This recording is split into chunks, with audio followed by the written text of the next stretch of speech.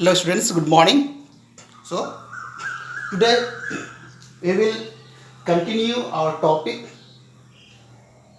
the growth of nationalism, and in the growth of nationalism we have some topic, the French Revolution. Okay, today we will see the significance of the French Revolution. Okay, significance of the French Revolution. The French Revolution not only influenced France but also left a remarkable impression on Europe and the whole world.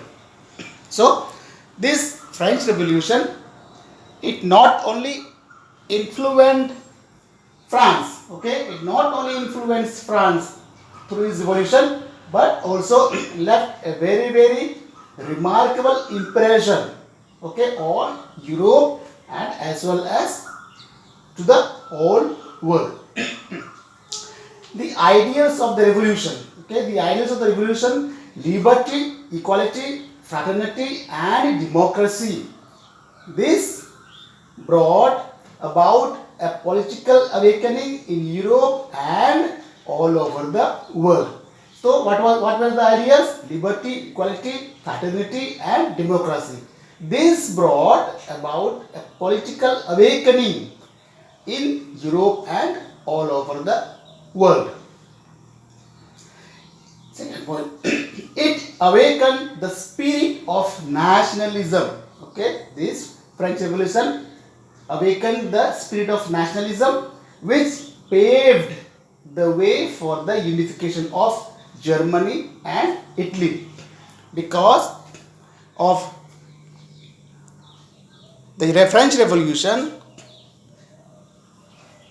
this awakened the spirit of nationalism, and because of this, Germany and Italy are united.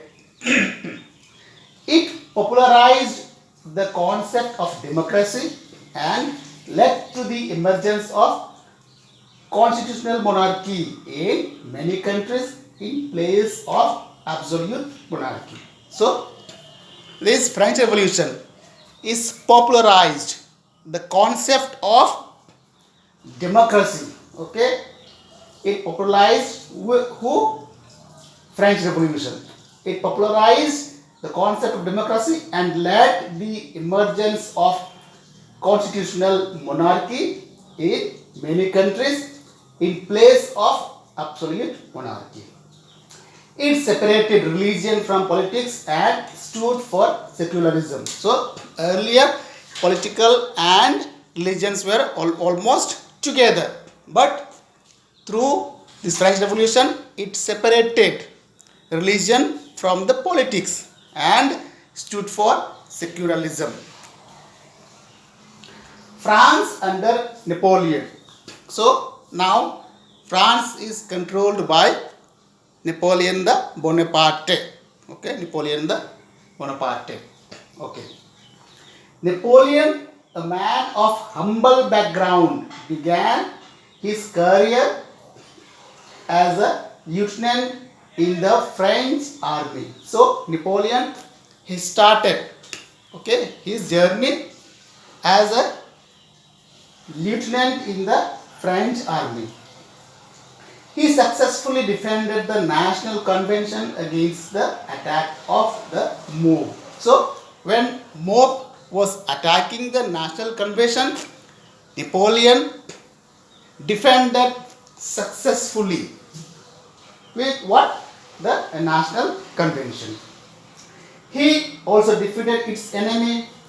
In recognition of Napoleon's bravery, the directory gave him the command of the French army. So he also defended its army. Whose army? National Convention's army. Okay. So saying this, the directory gave him the command of the French Revolution. So what was National Convention? Already we have learned earlier. So it was started in 1792, and instead of the Legislative Assembly, National Convention was set up, and that is why now the Napoleon Bonaparte, who was lieutenant in the French army, he defended and it saved from the attack of its enemy, and seeing his bravery, the Directory gave him the command of the French army.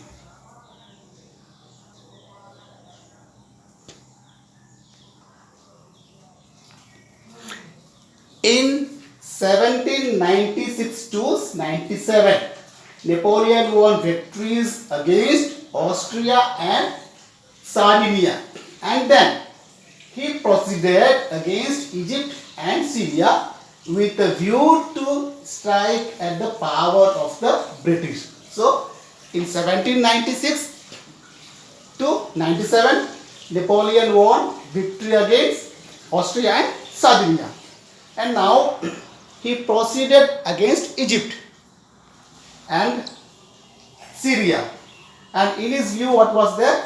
That through Egypt and Syria, he will strike at the power of the British. But his forces were defeated at the Battle of Nile by Lord Nelson. Okay, so his ambition was stopped here. Okay, then Napoleon was forced to come back to the France again. Next is reforms introduced by Napoleon. So what were the reforms introduced by Napoleon? So from 1799 to 1809, Napoleon introduced a number of reforms. From 1799 to 1809. First reform is economic reforms. In 1800, Napoleon opened the Bank of France to establish government control over the economy. So in 1800, Napoleon opened the Bank of France. Why? To establish government control on the economy. For the first time in France, the bank developed the system of issuing currency bodies granting loans to the public. So this is the first time that France developed, or the Bank of France developed, the system of issuing currency and as well as granting loans to the public. Next is Concordat. Napoleon established friendly relations with the church by settling a religious compromise with the Pope in 1802, known as Concordat. So, to establish friendly relationship with the church, Napoleon compromised with the Pope in 1802, and that was called as Concordat. According to it, Catholicism was accepted as the state religion. So, why he compromised with Pope? Because earlier the church was confiscated, and its lands also was confiscated, and that's why, and the power of the Pope was also reduced, and that is why now to establish friend relationship with the Pope, Napoleon compromised. Okay, and he accepted as the state religion Catholicism, the code of laws. Okay, as well as the Napoleon recognized the education system, and he established the first public school system in Europe. Now, code of laws. Napoleon's most significant reform was the codification of civil law. So, Napoleon codified the civil law.